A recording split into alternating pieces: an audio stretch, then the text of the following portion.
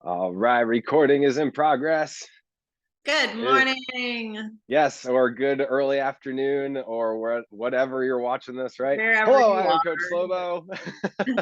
And I'm Coach Natalie. And we're back for another episode of Real Talk as I get my timer ready to make sure we don't go over. All right. What are we talking about today, Coach? We are talking about form check. And I know that you're really excited about this one because this is one of your many passions, is making sure that people are working out with correct form and to prevent injury, but also to get the most out of their exercises too. Exactly. There's an expression I love. It's that perfect practice makes perfect. So that's what we're going to work on today. We're going to try to perfect some stuff. So the first thing I want to bring up as we intro the subject, yes, I'm a big form check guy. Obviously, I've spent over a decade in gym spaces watching people do exercise and then correcting them, or teaching personal trainers what they should be watching for when correcting their clients. So this is coming from a place of love and just kind of some simple things that you can keep an eye on for yourself. All right. If you're doing a workout on your own, if you're doing a workout with Coach Natalie, whatever. All right. Bottom line is, if you have some of these cues in your head, you're going to keep yourself safer. All right. It's a risk versus reward thing. So the number one thing I want to talk about before we get into number one, this is like number 0. All right. Perfect posture. All right. We've talked about this a lot. This happens every time we talk about it, right? You get upright. All right, here's your extra cue. I want you to imagine there's a string coming out the top of your head that's pulling you up towards the sky. Yeah, look at that.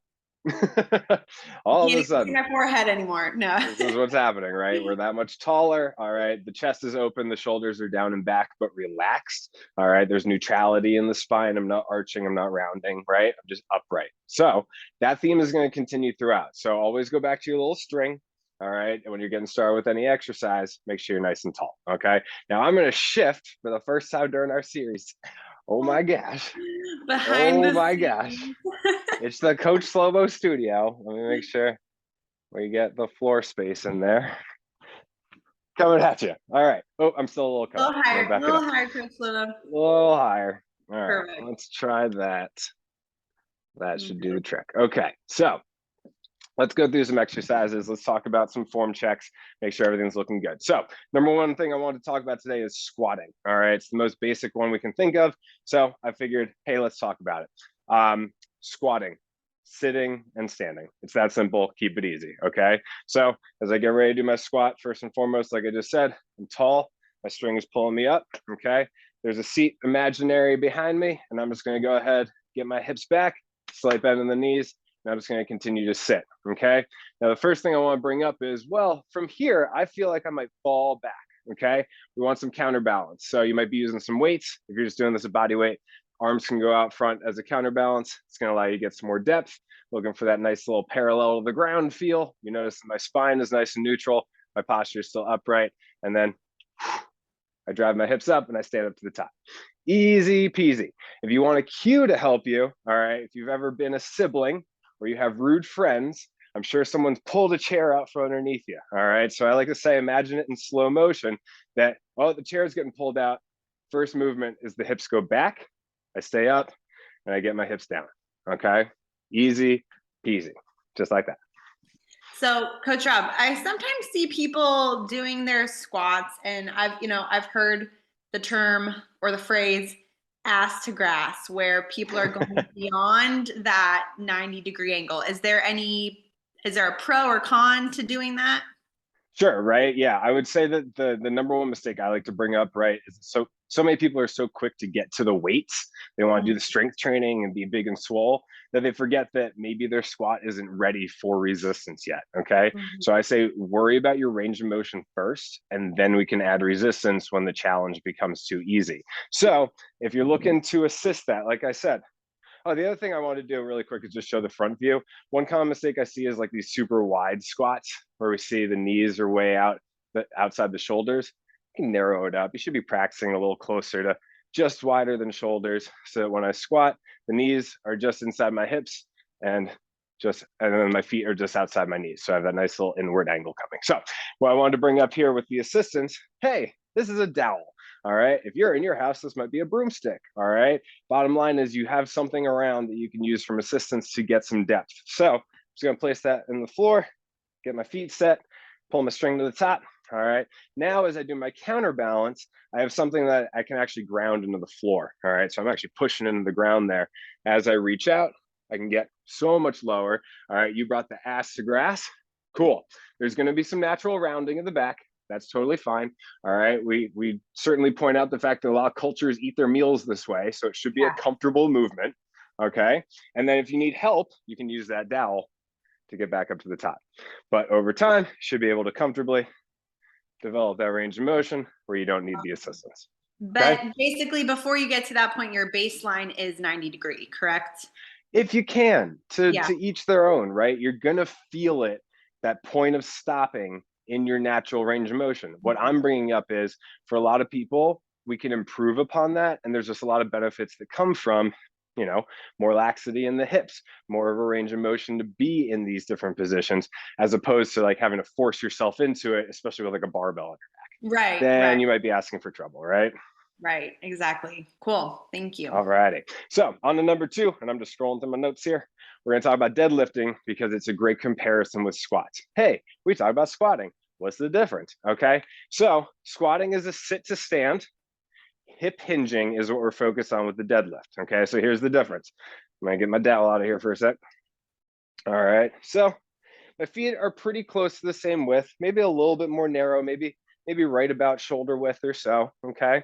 And what I'm doing here is I'm hinging at the hips. So the first thing I like to bring up, just to make sure we avoid it, is not to lock out the knees, right? Keep some knee bend. Nice little loose knees, a little bounce to it, okay? Bounce with me, bounce with me. Okay, from here, what I wanna do is get my hips out of the way so that my arms stay over the middle of my feet, all right? I don't wanna be toe heavy. I don't wanna be stuck on my heels. I wanna keep the weight right over the middle of my arches. So if you see where my hands are, or I could even use my dowel for this, all right, what I wanna do is just keep that right over the middle of my feet. So you see my hips go back, my posture's still upright, and I'm just gonna continue to push the hips back.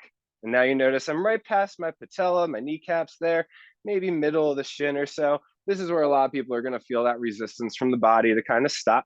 And then drive the hips up to the top, nice and tight in the booty. All right, and we're tall again, okay? So hip hinging, and I'll just show you the difference next to each other. Hip hinging, squatting. Okay, so you should be able to see a quick, easy difference between the two as you see it. And then the cue I'm going to give you, all right, I'm sure we've all carried heavy groceries in from the car in one trip, right? I'll have the driver's side door open. So pull my groceries, I'm going to go ahead and close the door behind me. Perfect. And it's amazing how I think there's a misconception about how much your knees bend when you're doing a deadlift. And it's amazing to like watch somebody else do it from the side like that to see how little your knees actually do bend. Like it's really your upper body and hips just swinging right back. Like your knees went like the smallest range of motion ever. So that's a great cue to remember that. When it comes to deadlifts, a lot of people are worried about their backs in this situation. Like I have a weak lower back or I suffer from lower back pain. I don't like doing deadlifts because it aggravates it. What would you say to those folks? Sure. This is the perfect exercise to get rid of that fear, right? Deadlifting is the way through it, not the avoidance factor, okay? So what I like to say is, okay, we're doing a deadlift. There's 2 main areas where I'm gonna be resisted as I'm holding my weight. I'll demonstrate again with my bar. Let's just assume this is loaded up, nice and heavy, okay? The areas of my body doing the work are gonna be my hips and my shoulders, okay? The low back is just along for the ride. Now, a lot of people are going to feel it there because it's between the points of action and it needs to stabilize for the posture, but the work is coming from here and then here before it ever goes there. Okay. So what I mean is, again, if I'm hip hinging, all right, I'm using these big gluteal muscles to load up. Okay. And then as I'm getting down towards the bottom, all right, the bar wants to get away from me. I'm keeping the shoulders engaged. You see that difference there, right? Yep, this is not engaged. Yep. This is that tall posture staying there the whole time. So basically, my hips are doing the loading and the drive to the top. My shoulders are staying engaged because I don't want to drop the bar, and I also don't want to lose my posture in the process. So if we're strengthening below and above the trouble region, this just becomes kind of a kickstand. It's just there to help out the process, but it's not really doing much more than that. And if we're strong on the front side, we think about our core as this unit. All right. I'm not a big fan of this is the core. I'm a big fan of this is the core. Okay. Right. Everything from here up to my neck is the core. This is the torso that I want holding strong while I go through the movement. Okay. So what I would say is, if you're afraid of deadlifting, start with the dowel. Start super duper easy. All right. Get the form down. You can set up a video camera like this. We all have phones with cameras now. So Yeah. watch your form or go to Coach Natalie's class. Get a form check. You can call me. I will watch you on video and give you a form check. We'll get into more of that later. All right. So the bottom line is, don't skip out on a deadlift just because you're concerned about your back. If anything, if you're concerned about your back, you should be deadlifting. Deadlift. Yeah. There And you again, go. like you said, with the progression with a squat, start with no weight. And then once you master the form, then you start adding on weight, right? Exactly. The other piece that I like to give is we're thinking about deadlifting, right? So typically a deadlift would be lifting something that's dead weight from the floor up to the top. Sure. Instead, start at the top with a controlled lower and back to a stand, or Okay. Romanian deadlift, RDL, very common, right? So normally I'd have my bar down here, I'd get my position set, Right. deadlift to the top. Instead, I'm holding my bar, or I'm holding my dumbbells, or I'm holding my kettlebell, right? That just might be held like this instead. Whatever. Bottom line is the movement's the same. A little bit of knee bend, tall posture, closing the door behind me, drive to the top. And you can practice this with literally everyday objects anywhere in your house because you're doing this anyway. Like anytime you're picking up a basket of laundry, you're doing a deadlift. Anytime you're picking up a bottle of detergent off the floor, you're doing a deadlift. Your baby sitting A at their child. Yeah. you're doing your deadlift, right? So this is like just like the squat, you know, like this is built into our everyday life of doing these things. So this is why these form checks are so important for, yes, when you're doing a planned scheduled workout at your gym or park or whatever, but also just to keep you healthy day to day as well. Exactly. Functional movement. That's where this whole thing came Love from. it. So Love moving on, number 3. All right. I want to talk a little bit about balance. Okay. Single leg work. All right. Because single leg work has so much value to it that gets overlooked so easily. Most people skip it because it's hard. Yeah, it's hard for a reason, because it's super efficient. So we want to use that. All right. So the number one cue I like to give people who might be maybe tricked up by balance a little bit, might feel a little bit unsteady. All right. So we're going to think about the foot like a hand. Okay. So this is my foot now. This is my big toe. I want to make sure that big toe is gripping the ground, is holding steady, all right, and is never losing contact, okay?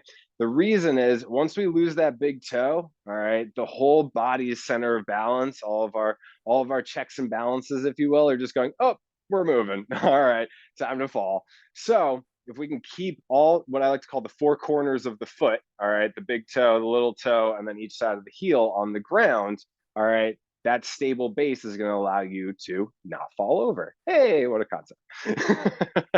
So here, I'll demonstrate just to make sure people can see. Please do. Yes. All right. Yeah, it's just like he's all talk. All right. So if I'm balancing on my foot, all right, what I'm doing right now is I'm kind of grabbing the ground with my big toe. All right. I can keep my eyes focused on one thing off in the distance. Say I'm working on a single leg RDL. So I'm going to hip hinge. Okay. Just like I was doing. Tall posture, slight bend in the knee. Hip hinge comes back. We can use this leg for counterbalance, my arms for counterbalance, back up to the top. The whole time, I'm gripping the ground with my toe, making sure that this foot doesn't roll open. I'm sure anyone who's rolled their ankle knows that sensation. So I'm preventing that from happening. Grip, tall, hinge, back up to the top. I love it. I'm going a little off script here, Coach Rob. Yeah. I know that for a lot of people, it sometimes feels like your lack of stability also may come from your footwear. A lot of times I like to do single leg stuff barefoot because I do feel like I have that more like ape-like grip of the floor with that hand foot, you know. I notice you're currently in, I think, Converse. I can't really see great. I'm rocking my Superman Converse right now. I love it. I work out in Vans a lot of time because it's a nice flat shoe with very little like, cushion or anything like that. But do you feel like that matters in single leg balance exercises, which kind of shoe you're wearing? I think I'm nodding enough. Yes. Yeah. Yeah, it's a huge difference maker. All right. I could go on a whole tangent here. I'll even just pull a book from my shelf. If you want to ever learn about like the importance of the foot, read this book. It's I called Born to love Born to Run, Run. Ugh, right? Yeah. so If that doesn't tell you what you need to know, then yeah, this is why Vibrams became a thing a little over a decade ago, right? yeah. Because the science is showing, yeah, the foot is an incredible piece of the body.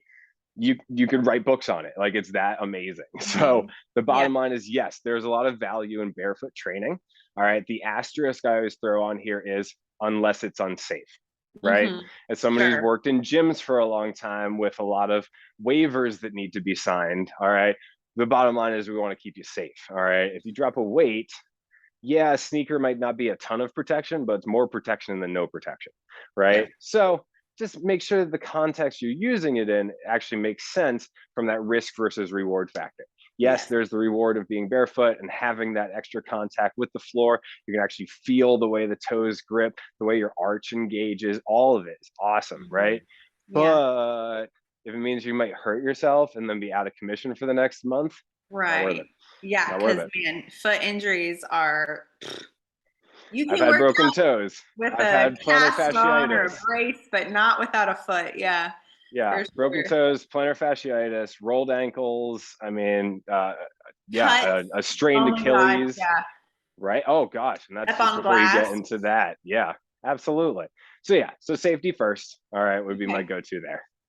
Cool. And so, do you have any favorite single leg exercises you like to kind of prescribe for people who are focusing on balance? Yeah. So the one I just showed is a really great one, kind of a single leg variation on the RDL. It's a really nice way to practice your hip hinge with that extra challenge of only having one leg to stand on. I Okay, so think that's that's a really also good one. called the mom sock pickup too. I think that. Yep.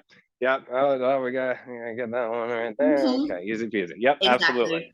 Absolutely. So the other one I like to bring up though is a step up because again, if we're talking about functionality, you got stairs in your house like most of us do, you're going to be walking up them. So if we can take that and make it into a single leg exercise, you're going to have the apparatus to do so if you're using the stairs at home or if you're doing say workouts in the park.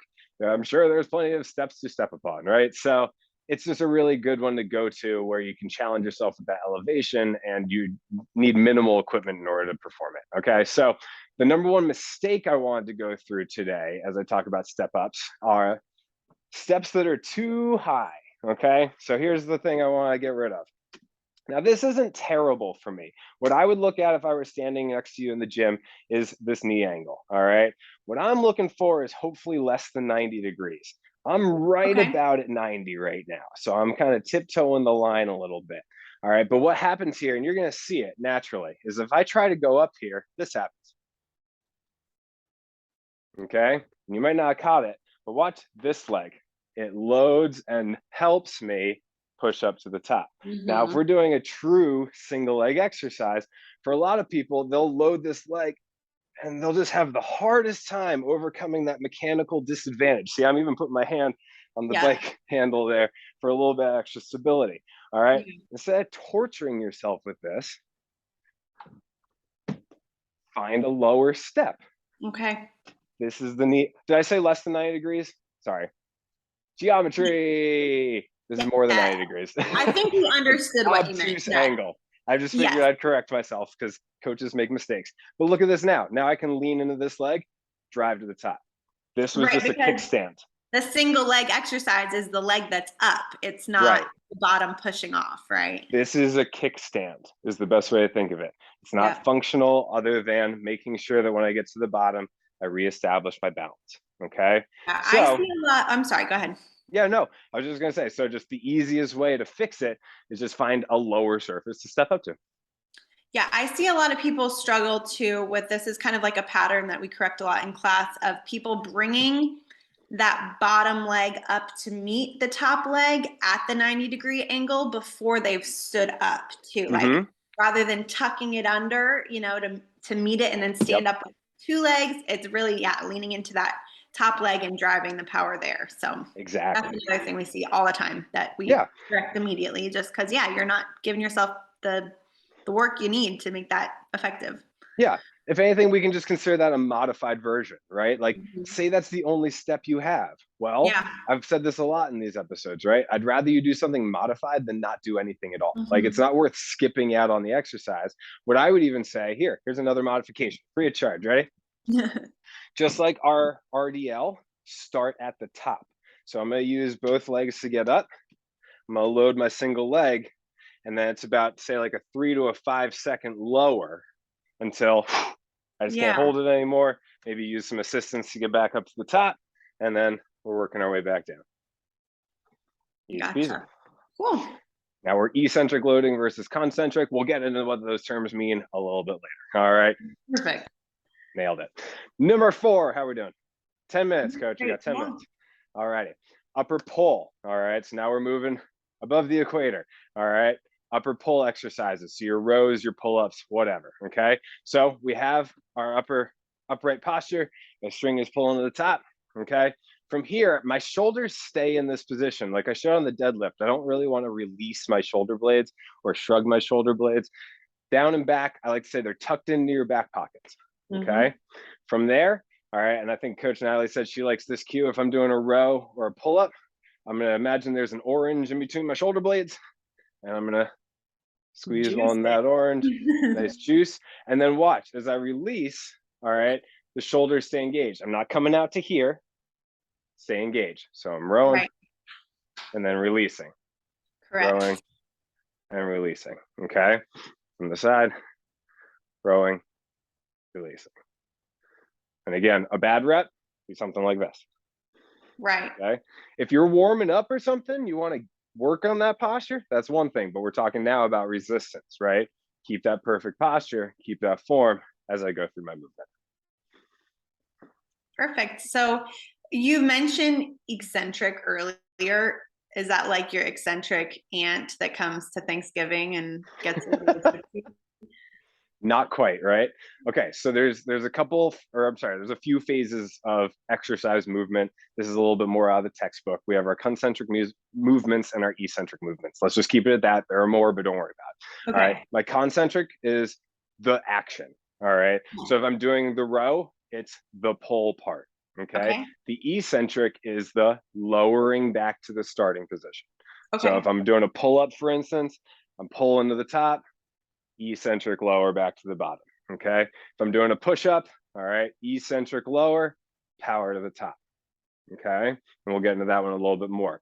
So why I bring this up is a lot of people are very speedy through their reps. And I see this a lot in novices in particular. They think, oh my God, HIIT training, I need to get this done fast because that's going to be the best way to do it. Well, no. Okay. Some eccentric loading is going to increase the amount of duration that your muscles have to work. And there's a lot of benefits that come from that. Plus, if you're keeping an eye on your posture and your form throughout, being nice and slow and deliberate is going to allow you to do so more efficiently. And a lot of what we talk about is efficiency, right? So in terms of tapping into, hey, what are the capabilities of my muscle? It's like, hey, make sure you have full control over your lowering phase. P.S. It's going to cause some extra soreness. It's just kind of what comes as a result. But again, it's what I like to call the good soreness, right? It tells you you're doing the work where your muscles actually have to be in recovery mode because they're in a deficit. I also feel like slowing that down allows you to breathe more naturally too through those movements, because if you're queuing up your breath to match your concentric and eccentric movements, then if you're going too fast, then you're panting, right? Like you're not allowing those lungs to expand all the way and then contract all the way. So I feel like that's another big plus to really slowing down those movements and making them count each rep, because you can breathe with it rather than trying to pace yourself with it. Yeah, and we talked about, like, on our strength and cardio episode, right, is that there's a lot of benefit in that recovery time. All right, the muscles go through a lot of internal processes from a chemical level, all right, that we want to make sure they're given enough time in that recovery phase post exercise to actually be ready for the next set, again, in terms of that safety and efficiency side of things. So yeah, rest is not a bad word. All right, it's gotten a bad rap in this industry, but that's because there's a lot of dumb people. So what are you gonna do? Easy peasy. I'm gonna take a sip while you take a sip. Perfect. Well, I know that the next thing that you wanted to bring up was the push-up, which I think is like Yes. a love-hate move for so many of us, Yes. especially women who feel like Especially we've women. been kind of like grown up in a world where we're not meant to have the upper body strength to do X, Y, or Z. Right. But I know for me, it has been a battle of form and strength and getting the body mechanics like lined up correctly to make it happen for myself. Like I've only recently been able to perform a good, what I consider to be a good push-up. Right. Right. Yep. So yeah, so let's go through it. All right. I am on a mission to get rid of all ugly push-ups in the world. All right. Hopefully anyone Noble watching this, mission, by the yeah, way. it is a very high bar to set, but it has been set. All right. So let's again talk about the posture and the form. All right. And then you'll notice there's a lot of similarities between what we just talked about with the row. All right. I'm pulled up to the top. All right. I get my hands out in front. Now I'm going to do this way too. Again, so you can see my hands are just a little bit wider than my shoulders. All right. We can do super narrow stuff, a little bit more tricep access, but we want to get the whole party going. So a little bit wider than the shoulders. Okay. From here is that eccentric lowering. So whatever surface I'm on, I'm going to lower myself down. And what I'm looking to do is try to get the backs of my hands as close to my chest as possible. So you see my elbows come back, my shoulders are still in that nice engaged position, tucked into my back pockets. All right. And then from here, big drive to the top. Again, I'm not rounding at the top. I'm keeping my shoulders engaged. So again, I'm gonna lower, lower, lower, drive to the top. Lower, lower, lower, drive to the top. Okay. Number one mistake, this. Don't listen to your shoulders. All Brutal right. shell, yeah. They're playing terrible soundtrack right now. So we want to keep those down and back. All right. And again, what I want to think about is almost pulling the ground towards me in that loading phase. All right. Especially once I feel more in control, I'm bringing the ground to me and I'm pushing the floor away. So you've been speaking during the other reps, but I noticed during the first rep, you blew out as you pushed away. Can you talk a little bit more about that?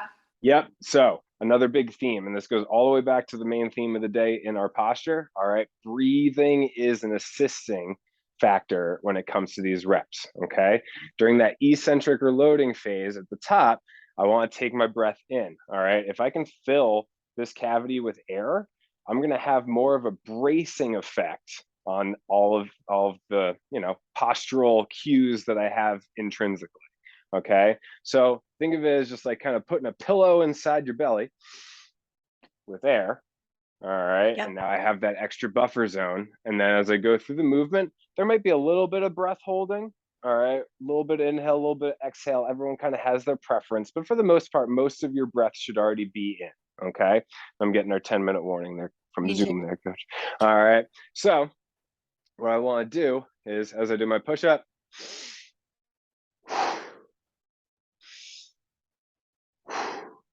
all right. And you probably can hear it, right? As I'm taking that deep inhale, there's a slight pause in the breath where I'm keeping it engaged and then I'm using it, blowing all that energy out. I'm keeping the posture engaged through that activation, all right, as I get to the top of the rep. If I'm doing a row, it's the exact opposite. I get lowered.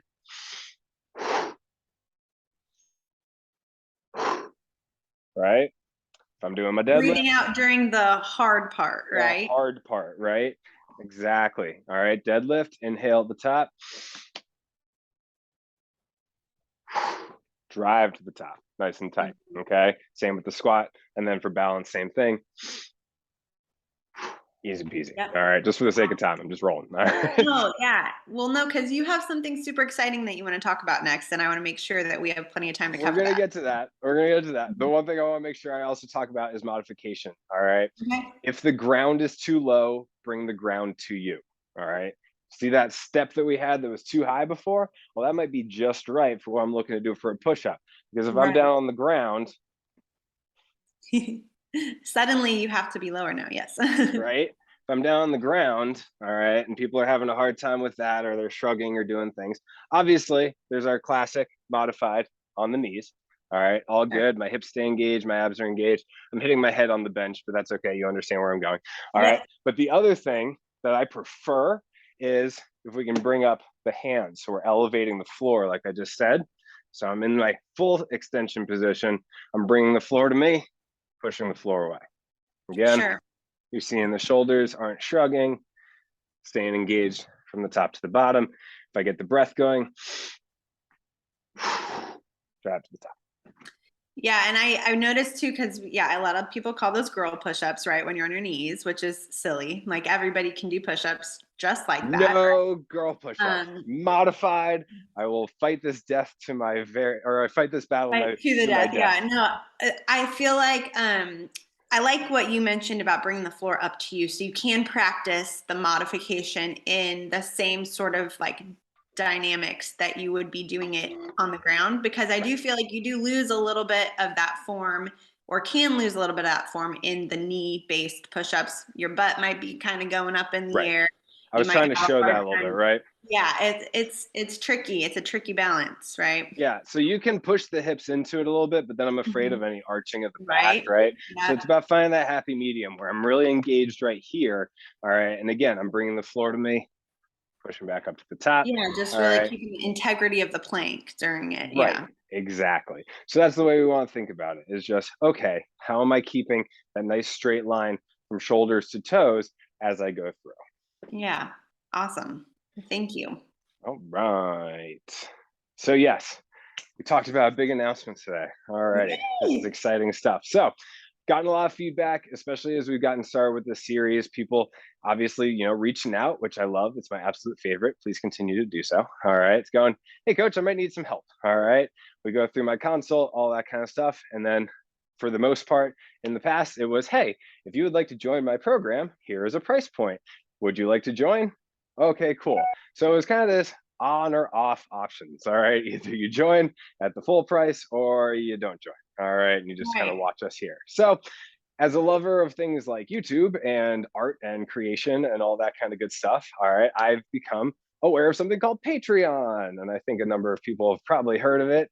All right. Bottom line is Patreon is now going to allow me to have various tiers of membership. And what I'm excited about is hopefully some people who weren't able to say afford the full program, or maybe it's just not what they're looking for. Maybe they're very accountable and they just want a way to track their exercises and their progress, right? But they, have either worked with me in the past or they know that I'm going about it the right way. So they say, well, you're really nice to have a, more affordable option. Well, guess what? As of now, literally within the last 24 hours or so, I have launched my Patreon page. It is patreon.com/CSFC. All right. The same initials you've seen on this channel. All right. And the nice thing is now we have multiple offerings for anyone who's looking to get involved at whatever tier they might be interested in. So the very first one is our single digit tier, all right, for $8 a month, or for a slightly more expensive cup of coffee, as I like to say. You can be a producer of our show, essentially, right? You're going to be contributing towards the work we're doing behind the scenes to put together Real Talk. I'm going to be writing a lot of Patreon specific articles and other pieces of content that I think are going to have a lot of value for anyone looking in. So if you're just looking for good education and you're looking to support two pretty awesome coaches, all right, bottom line is, that's going to be the easiest and the most affordable way to do so. Is going to be that producer level. Now, if you're thinking, oh, I want to do more than that, coach, you've demonstrated some cool stuff and you mentioned your app. Well, $40, all right, is going to get you, in addition to the producer level, you're also going to get access to my CSFC app. Hooray! Coach, you've been using the app a little bit, all right, so you can maybe attest to it, maybe more than I can, but what I love about it is it's a very well-rounded app. I've personally uploaded over 200 of my own videos with cueing and video demonstration included. There's also a library of a lot more that is already uploaded by the app itself. And then preloaded workouts, things of that nature. You can sync up nutrition with MyFitnessPal. You can sync up Apple Watch, Fitbit, Garmin, all that to make your tracking easy. And also one of my favorite features is it has habit and sleep tracking. So if you're looking to improve upon something that maybe isn't just getting your weights better or isn't just nutrition based, like for instance, coach, what is your habit? What is the thing you're working on? Self-care. And initially we were able to eliminate the tracking part of it, but in terms of like my sleep hygiene, that was another one of the initial trackers we put on, and Yep. I've been able to kind of do away with it because it's just become part of my daily routine thanks to the Right. app. Coach Yeah. Rob. So it's super helpful. All right, I get it all preloaded for you. And so yeah, for 40 bucks a month, not only do you help us with our creation of content, but you also get access to the app so you can track your progress. It also has like achievement badges, things of that nature. So if you're setting PRs, it's going to tell you. I think it's super cool. So that is the next offering. And then lastly is what I like to call the partnership level. All right. Say you need a little bit of help, a little bit of accountability. Well, that's what I'm here for. All right. So at a price point of 80 at each month. All right. In addition to producer level, in addition to participating with the app, all right, you're also going to get entitlement to a 30-minute coaching call or form check or strategy session, whatever you want to call it. You're going to have direct Q&A potential with me, and that way, if you're looking to be a little bit more direct with the concerns that you have, hey, let's talk about it. Let's make it about you as opposed to the general. All right. So you'll have access to me in addition to all that fun stuff that I've already mentioned. All right. And like I said, my hope is that this just helps more people access what I'm trying to accomplish here. I've brought this up before. My style is essentially that of a friendly neighborhood mechanic who just wants your car to work. At the same time, a music producer who wants to make you the best you and basically find the potential within yourself. So if those are things you're interested, I know, Coach, you and I are going to be setting up some links, hopefully on Instagram and everywhere else. All right. So be sure to Yeah. check it out, patreon.com/CSFC. Awesome. Thanks, Rob. I'm so excited for you, and I'm excited for this community to have a little bit more access to you too, in terms of like your specialties and in terms of being able to tap into kind of like your geek out knowledge that we don't have time in the limited time we have on Zoom to share with you. So yeah, thanks for launching that. That's going to be really exciting. Yeah, absolutely. And I appreciate your help getting me to this point. I'm super excited. It's hopefully a win-win across the board, right? Yes. All righty. Well, Coach, I think we covered everything we want to today. Anything I else think before so we too. go? No, I think that's wonderful. You guys All have a right. wonderful day. Thanks for joining us again. As always, we love talking to you. Yes, we appreciate you. Be sure to spread the word. And now we got Patreon too. So hopefully we get some higher levels of participation in the weeks to come. Yep. All right. Have a great rest of your week, guys. Until the next time, we'll see you. Bye.